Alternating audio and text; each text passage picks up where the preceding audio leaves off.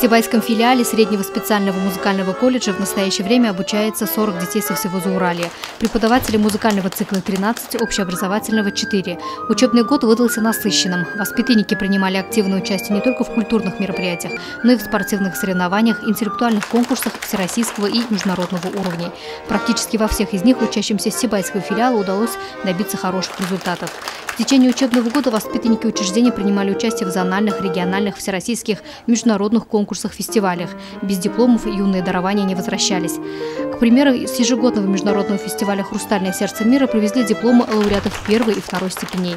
Отчетный концерт, подготовленный совместными усилиями учеников и преподавателей, стал еще одним подтверждением того, что здесь обучаются самые талантливые ребята. Мероприятие было посвящено Году кино и столетию выдающегося башкирского композитора Загира Исмагилова.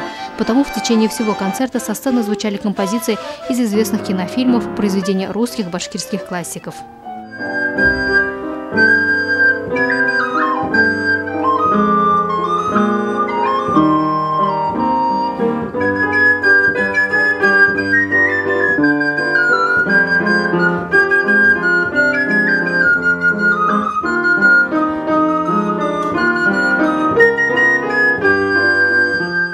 Луиза Мустафина, Радмир Исенгулов, Гульгина Раскельдина для службы новостей.